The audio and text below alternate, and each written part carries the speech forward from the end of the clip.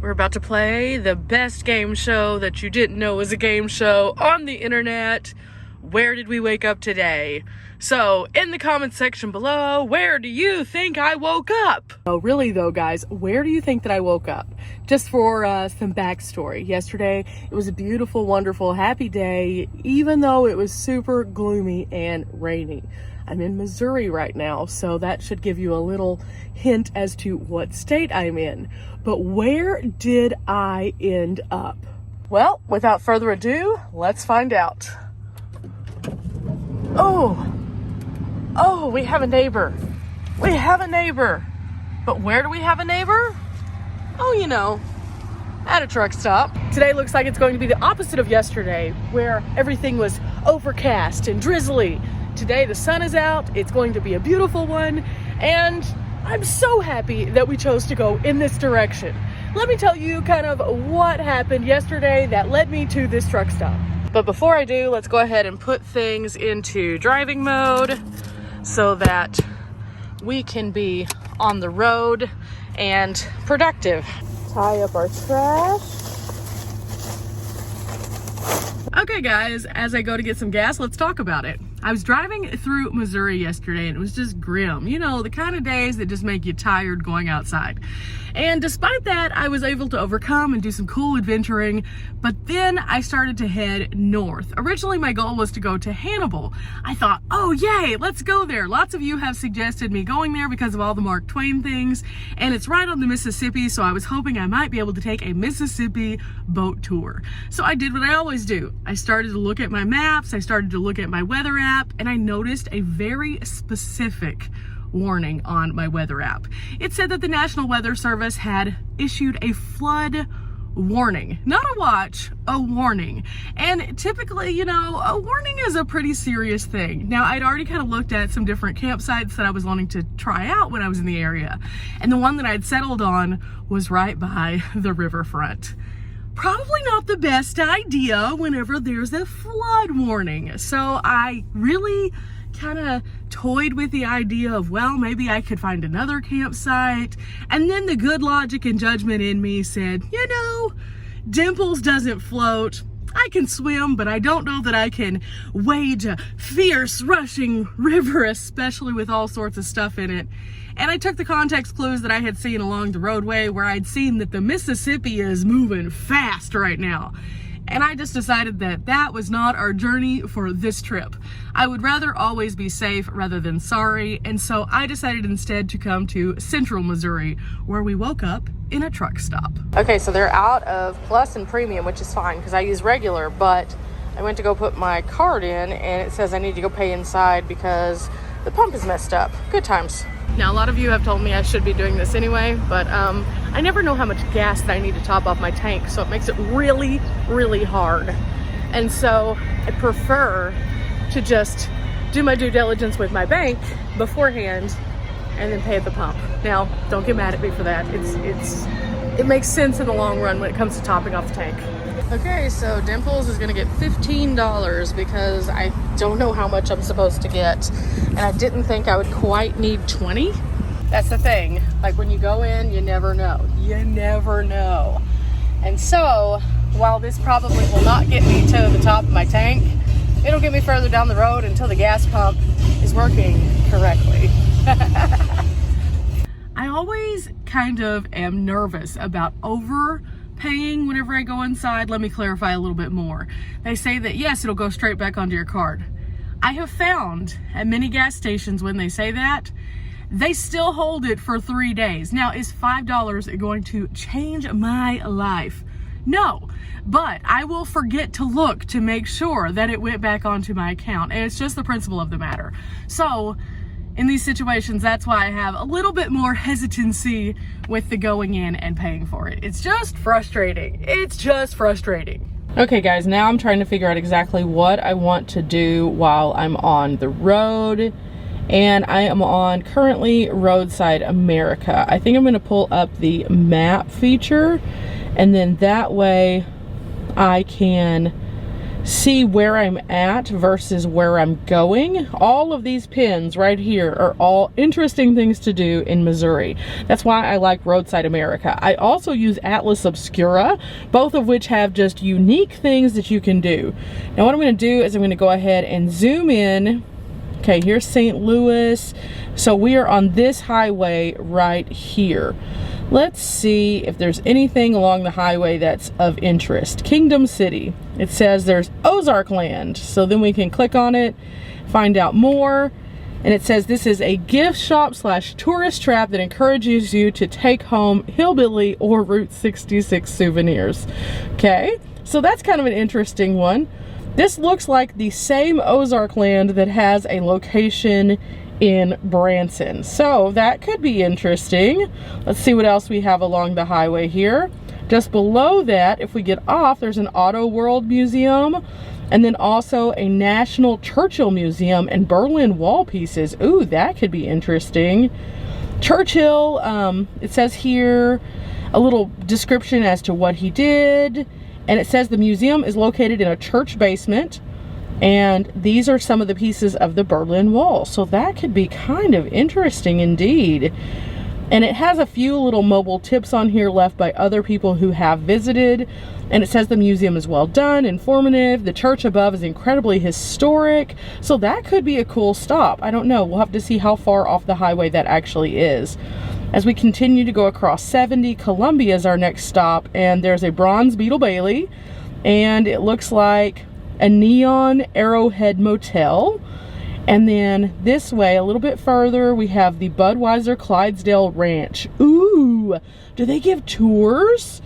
If they give tours, we may have just found where we're going. Oh my goodness, they do. Oh my goodness, guys, this might be where I'm going. Okay, so I looked into it and they do tours at 10 and 2. There's no way we can make a 10 o'clock one because it's just not feasible with the amount of driving we'd have to do. But also, as I was reading more and more, it says that these tickets for this book out months in advance, and if you arrive on same day, there's very few tickets, and there's usually a line stretched around waiting for somebody to just not show up and for them to be able to secure those tickets. So that might not be the wisest choice to make our whole day planned around the Clydesdales. So next time I am in Missouri, I'll have to try to secure one of those instead. So I think what we're going to do today is just go and experience the road, find a few fun roadside stops along the way, and kind of show you guys what it's like to have a day in my life on the road. Now, there's long stretches of highway that I'll travel pretty frequently, and I break those up by just finding these little quirky, weird stops that give me a good stretch break, and also something to kind of point me in the direction of what I'm looking for, but at the same time, not commit me fully to having to make a breakneck pace towards something. So that's what we're gonna do today, is just get on the road and see what we can find.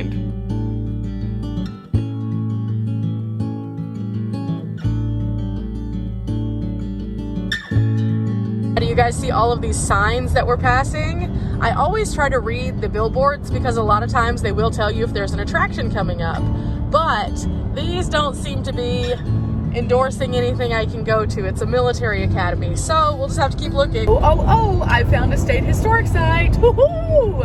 I think we're gonna go check it out. I am off of I-70 right now. I don't know how far off the highway this is going to be, but we're about to find out. Apparently it is also on the same exit as the Mark Twain Lake. Cool.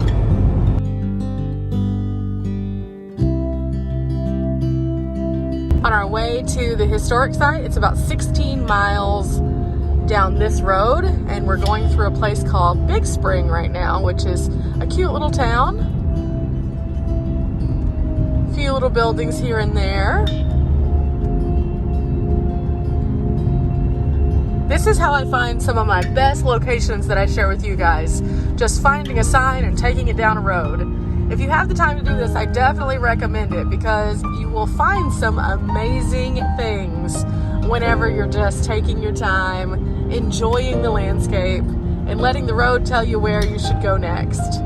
Look at this. I mean, this is awesome. You have these beautiful farmlands, and in the distance you can see like the mountains and the hills starting to rise up.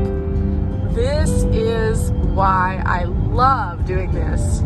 It is also that crazy time of day where there's a little bit of a glare, so I'm sorry about that. I will try to mitigate it as much as possible.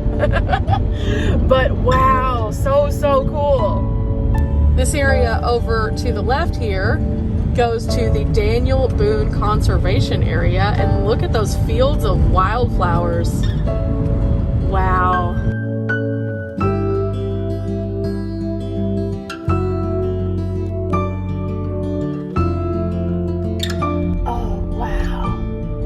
Oh wow, yes. Okay guys, we found the historic site that was on the signs that we passed earlier, and I don't know that it's necessarily open. I'm gonna have to keep exploring, but look at the charm of this building. In fact, as I pulled into town, the entire community has this beautiful charm to it, and I am looking forward to finding out a little bit more. This is just so cute. Now, along with the historic site, there are signs. This sign specifically tells us how this was constructed.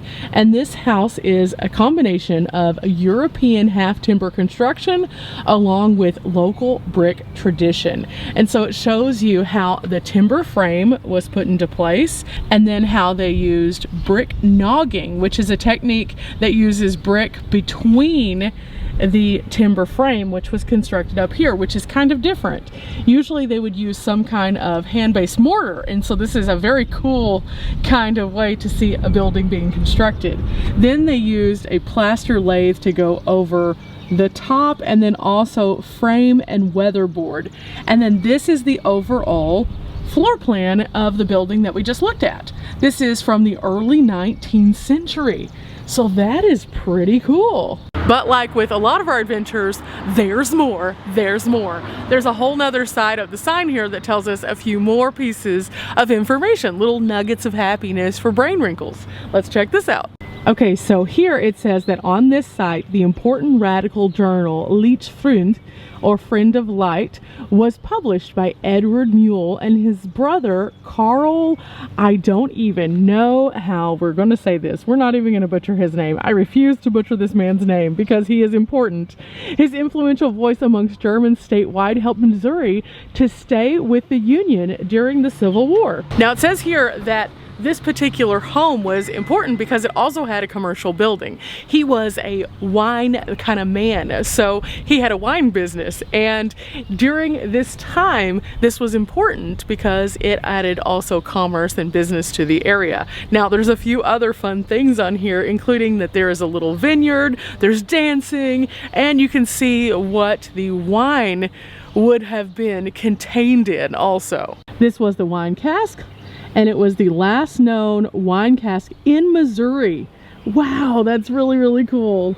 Now this is what the vineyard itself would have looked like in the 19th century, and it shows that vineyards were interspersed between the houses all over the Hermann area. Hermann is the community that we are currently in. Also, there was a dance hall on the upper floor of the winery, and it was very popular for entertaining during the 19th century. So this was founded around 1857, and it has been placed on the National Registry of Historic Places. So yeah, this was a good stop, guys. A very good stop.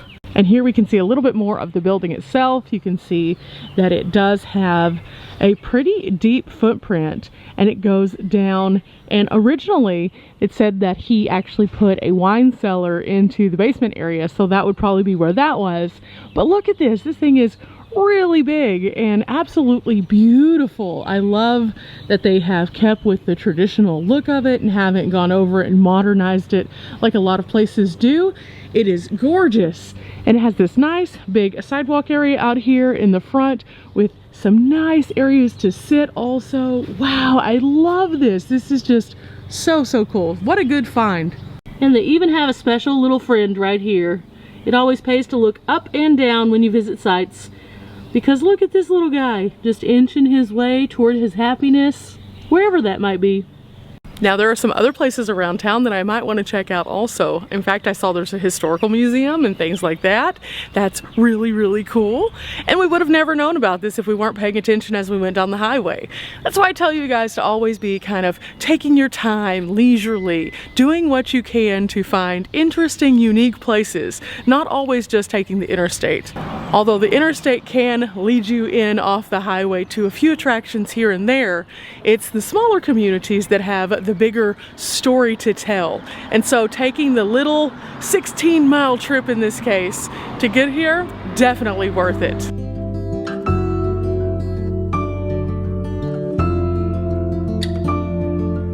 Look guys, you can even tell they have the leaded glass on here. You can see how it looks like a ripple kind of. That means that this glass is not the traditional glass that we're using these days. Nope, nope. This is very different. Okay, we made it over to the Hermann Museum, and this is their historical museum in the beautiful, amazing downtown. The whole community looks like this, just very charming. Even the older homes that they have, immaculate, beautiful, absolutely a wonderful place to visit. Now this building used to be the Farmers and Merchants Bank in 1909, but now it is the Historical Society building. And as we come around to this side, I think you'll see once again, beautiful preservation here. Look at this architecture. This is the Records and Archives building for the Historical Society. It is at this point that we also can find a statue of Hermann's founder from 1800 till 1839. Here is this guy right here. He looks very dapper in his copper-esque essence. And wow, the building that the museum is within used to be the German school building. And there's a sign that says celebrating 148 years. So this is pretty neat. Admission to the museum is going to be $5, and I definitely think we're gonna have to go inside. It is Saturday when I am visiting, so they're open until 4 o'clock. Let's go. Okay guys, they start you off with a short video telling you a little bit more about the immigration of the Germans and also why they picked Hermann as their home here in the US. Very good video, and in addition, you get one of these. So now that the video is over, we are going to start moving through the various rooms within the museum and finding out a little bit more. Now, I will say this, I always find it fascinating to see how communities like these not only pop up, but also preserve their history. It's just really, really a cool thing. And this one is going to be awesome because they have various items throughout the history of Hermann and also telling you about the earliest of days and why, again, this area was selected. I think this is a great place to start right here. This is an immigrant trunk. And we learned a little bit about the immigrant trunk whenever we were in Fredericksburg. Basically, when people would come from Germany, they were looking for opportunities, land. They were looking for the ability to have freedom of religion and being able to preserve their culture. They were living under the rule of overlords, and it was very harsh. So many of these people were impoverished. They would pack as much stuff as they could into one of these trunks, and that would be everything that they would take with them. Whenever this particular community was founded, the Germans had already immigrated into the Philadelphia area. But they noticed that as they did so, they were losing their language and their culture as they were having the American experience. So they wanted to find a place that they could preserve that.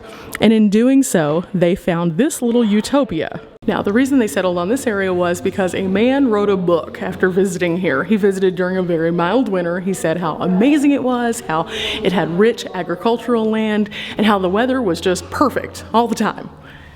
Except for it's not. It's the Midwest. So when they got here, they were a little upset to find out that he did not necessarily account the true and actual experience of living in this part of Missouri. In fact, the winters here are pretty harsh, so it was a surprise. So a lot of adjustments had to be made.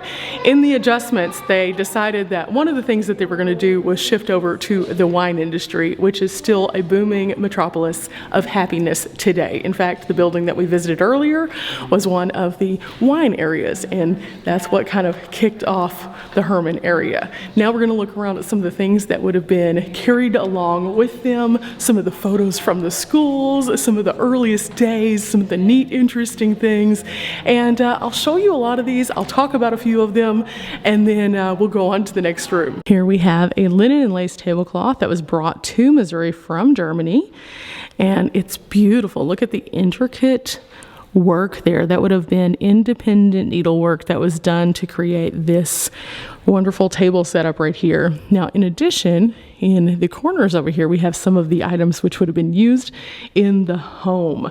Can you identify these two items? Well, here in this area, it might have looked a little bit more like this, if that gives you any clue. Now, why would these have been in the homes? Well, because the homes a lot of times were also the wineries, and these were early presses. The actual first grapes here in the Hermann area were Norton grapes, and this is how they would have pressed them down to get the juices so that they could create the wines that made them infamous overall. Along this windowsill, you can find out a little bit more information about some of the wineries here in the Hermann area.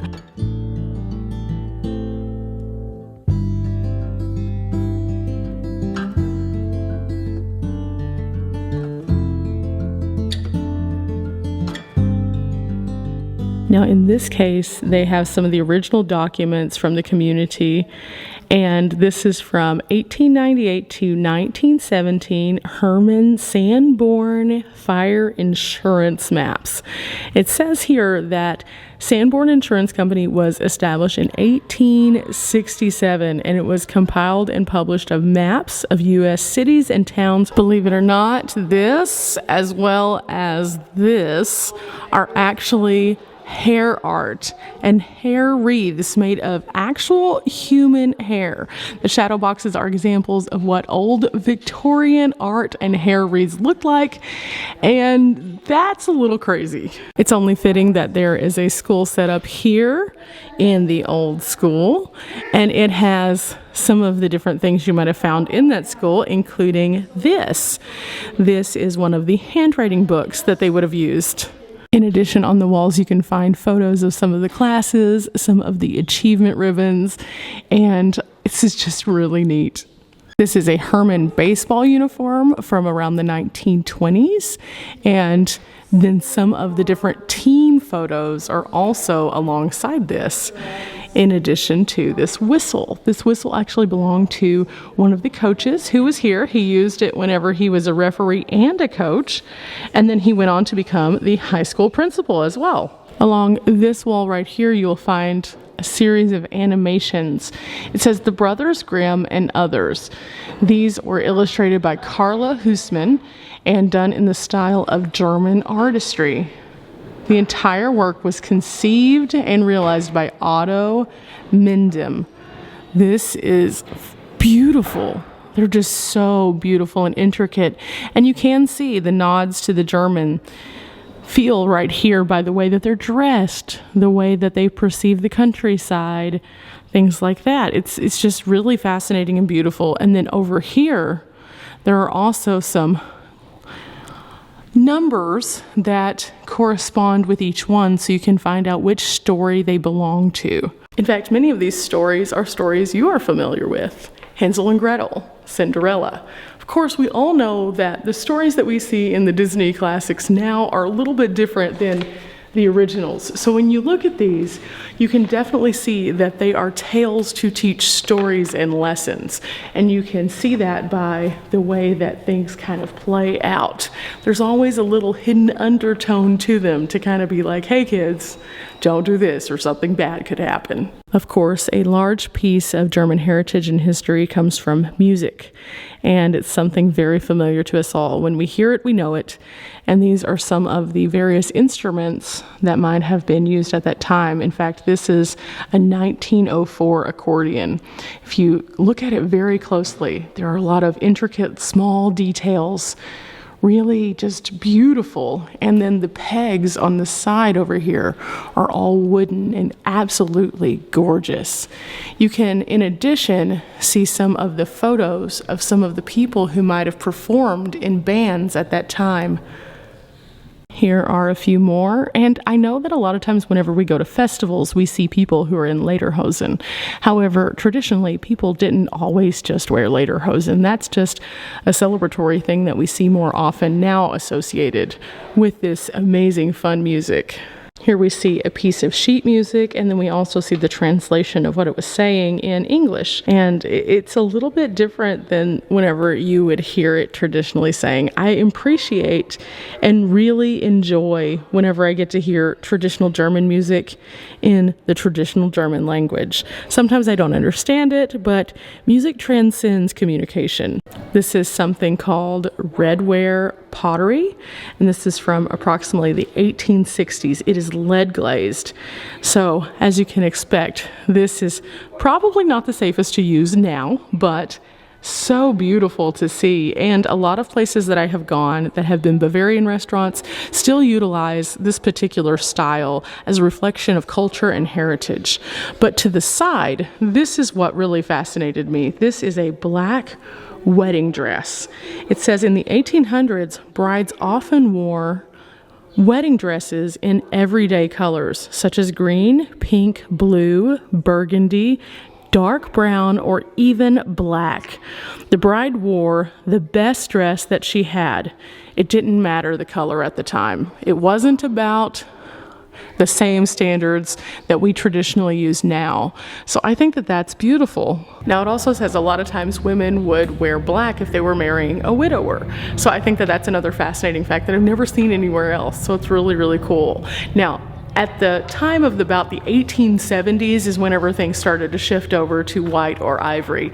But I think that this really is a testament to the overall people. They weren't necessarily just worried about the ceremonious aspect of what we now think of that's got to be big and grand and huge. It wasn't about that. It was about using what you had, being happy with your moments, and celebrating your marriage, which is what it's really supposed to be about, not necessarily all of the pomp and circumstance that we now have. Here is another traditional outfit right here, and I think that this is more what we see as the ceremonial kind of gathering outfit these days. A lot of people think of this style more so than the more traditional clothes that were actually worn most of the time.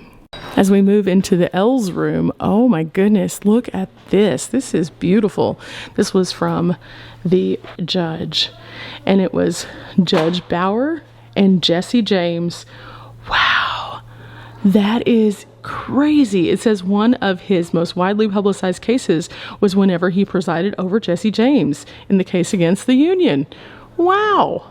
There are hundreds of titles in here, all in German, and I think that old books just have a soul. It's interesting to see how detailed their spines were and how much information that they really did have within. I mean, the covers, guys, these were just beautiful. And to some people, in certain areas, books were one of the hardest commodities to actually get. So whenever you see an old book, know that it has a life. It has a life indeed. I mean, look at these original artwork pieces. Just gorgeous. So, so pretty. There are a series of other outfits kind of around, and many of them are super delicate and just so intricate. Look at the design work on this one. At the time, they didn't necessarily always have the commercial standards that we do for fast fashion. They had to work hard on a garment like this and to create it. So I always appreciate seeing places like this that share those intricate, tiny intimate moments with us. And as we step into this bedroom, you can see what it traditionally might have looked like in an early bedroom.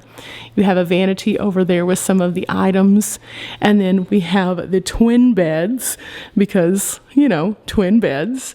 And then as we kind of go around, here's an armoire right here that has a beautiful mirror on it. All of this is hand carved and gorgeous.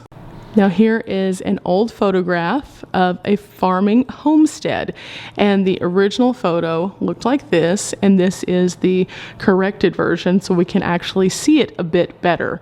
Now you'll see in here that this looks like just a modest home where they had some farming equipment. It looks as though they had some livestock and just a traditional small home.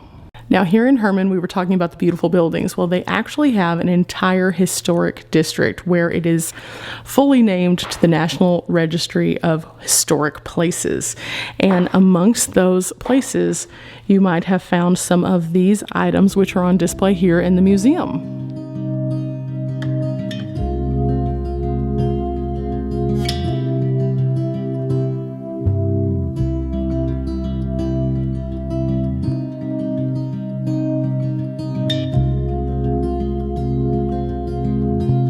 Wow, just so many neat pieces here.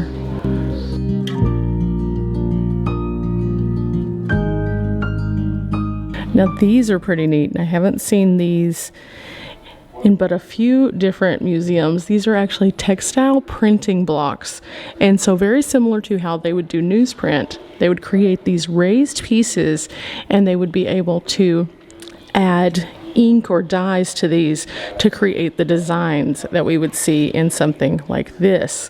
It's absolutely beautiful to see the intricate designs that they have created on these. In fact, let me show you a few more of them.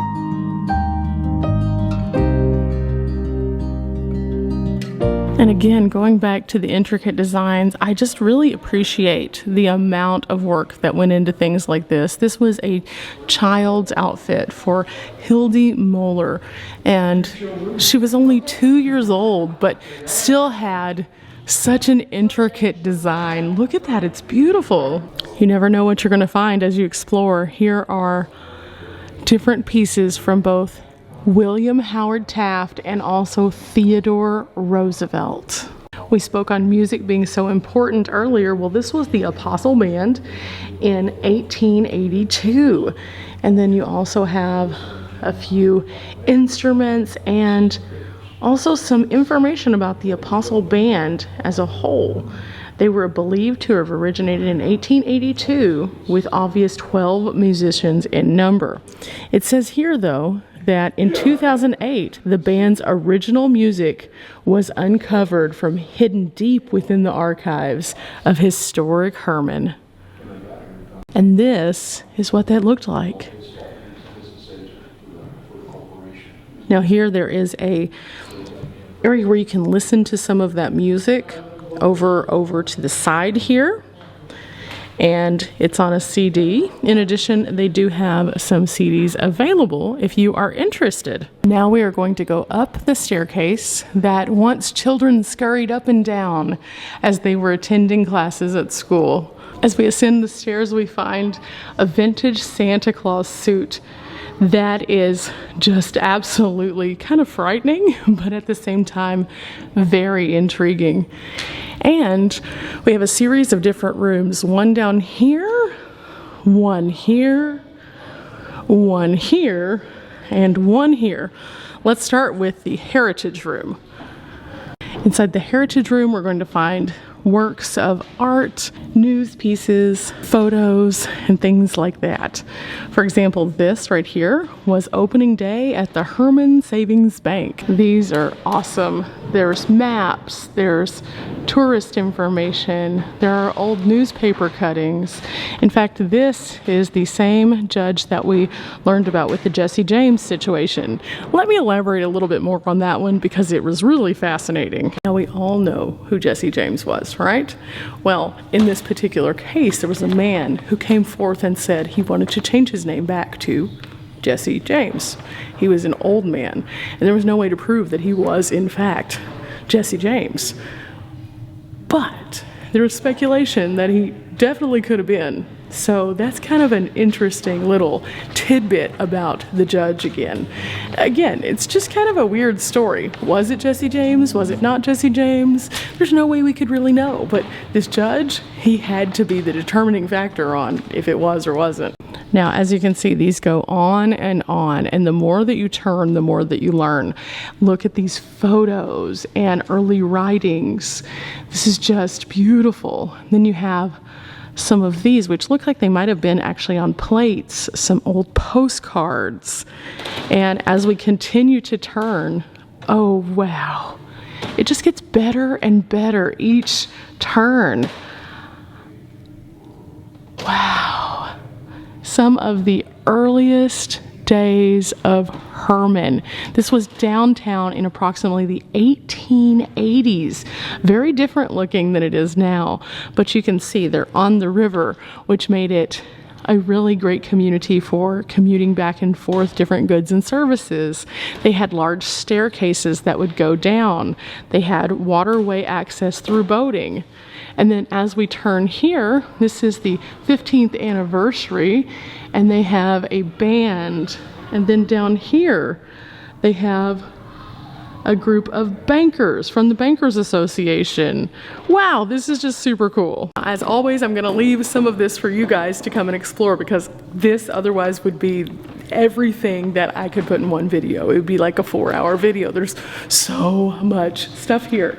I just find it really awesome to know that there is this museum here that tells such a story of a place that I hadn't heard of otherwise, and I am loving it. I feel very tuned in to the story of Hermann just by walking through this museum. And now whenever I depart and I go through the different areas, I'll know so much more. And you guys can too. Just come to Hermann, Missouri.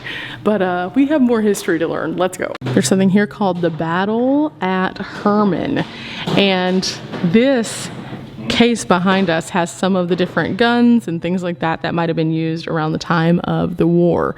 Now, again, at the other location, we found out that this was a Union stronghold. And so this area stayed as a part of the Union troops area.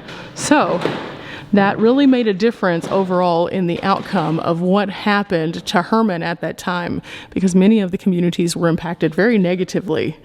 Anybody looking for some shackles? Well, they have them here. Yeah, this is a 45-pound weight, and it has a shackle attached, so this would attach to your ankle, so you couldn't go anywhere. Now, something else that I love to find at places like these are the quilts. Quilting is a way for people to communicate stories through the pieces. And believe it or not, you might just see a little diamond or a little square or even a little animal, but these stories that were told through these quilts actually passed down from generation to generation to tell stories of who the people were at that moment and the loving care that went into each stitch is just amazing. And you'll find that no two quilts, even if they use similar cloth, are the same as a result. And it's just fascinating to see. Here is another immigrant trunk, and you can see again what might have gone into this. You have quilts, you have clothing, everything that a person was to bring when they came to the United States and whenever they moved across the country to their new locations would have been found in one of these. And it's not very large, so you're looking at maybe 2 feet across, maybe a couple of feet tall, and everything would have been in this. Not necessarily just for one person. Sometimes it was for multiple people. Now, if you've ever seen someone who has a cedar chest, same concept. A lot of those cedar chests from the earliest of days were in fact immigrant trunks. And so that's why they hold such an importance to the people who have them. Oh wow, guys, we are in the river room, and this is amazing. Now, of course, the community itself is located right on the river, so this makes total sense as to why we are seeing some of these boats and barges. This was a leading source of industry in bringing in and out items and people. So as we kind of go through, there are a lot of historic pieces in these as well as photos. So let's go take a look.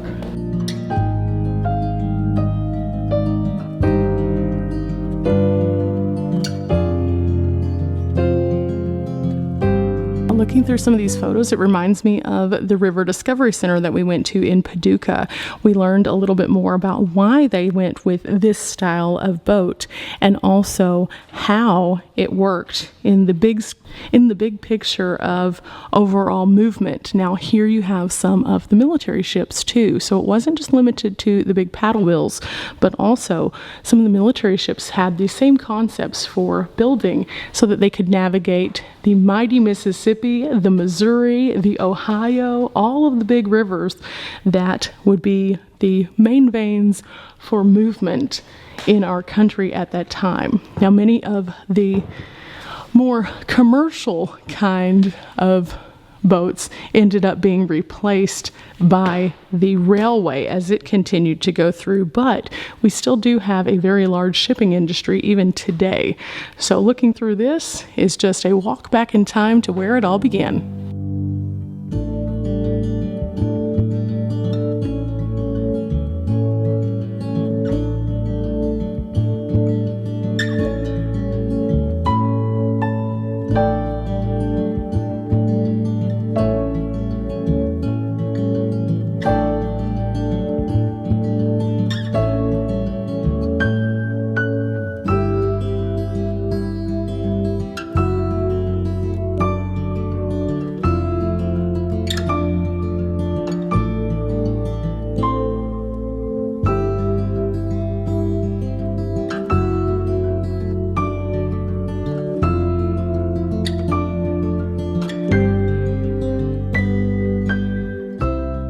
Now, something you might not necessarily expect to see in this museum are all of these toys, but there is a reason that you will find a knitting set and a Roy Rogers doll here in the museum, in addition to some of these other popular styles. In fact, in 1964, the late Bev Taylor moved his toy factory here from St. Louis, and they started to introduce new products. So this is a more recent part of Hermann history, but one that brings a lot of joy to a lot of people every single day. In the same room, we have a wonderful setup showing how homes might have looked and what kinds of things that you might have found inside those homes. Everything from the kitchen table and the cupboards all the way up to some of the more intricate and fun toys that they had at the time. And then if you look on the wall, there are a series of bunnies. But these bunnies aren't just your average bunnies. These are actually 4 rugs that were made by someone here in the area. They are hooked rugs. Janice Lowing. Janice was an avid rug maker. She lived on her family's Rush Island farm her entire life. And in October of 2010, an auction was held for this property, and they were placed on the auction block. These are kinder room mats, and they were purchased and donated to the museum. This carousel has to be my favorite piece of the entire room, though. It's a hand-carved carousel that was donated in 1972 to the museum. It has over 900 separate pieces. And once again, to close out this video, we're going to take it back to the very school that we were standing in. Right here, this is what a traditional classroom would have looked like. Here are some more of the books that would have been available in the area. These are actually arithmetic books that were written in German. And then in addition, they have a lot of German signs as well to keep up with the traditional German language, which was one of the founding principles as to why they wanted to create this community at the beginning. Something this museum has taught us is that heritage is extremely important, and remembering where you came from and celebrating your traditional roots is something you should do. Now, I personally am looking into my history as where I have come from, where the people who made me possible had also been made possible, and I find it fascinating to find. However, sometimes it's a little harder to deep dive. So if you're interested in following your genealogy journey, then let me know in the comments what you have found. Where is your family from? Have you ever gone into detail of researching it or even visited the places? I'd be very curious to know more, and I think that that is a good way to wrap up this video. Remember guys, we are not here for a long time, but we are here for a good time, and sometimes taking a leisurely drive can result in some of the best times. Till next time guys, bye!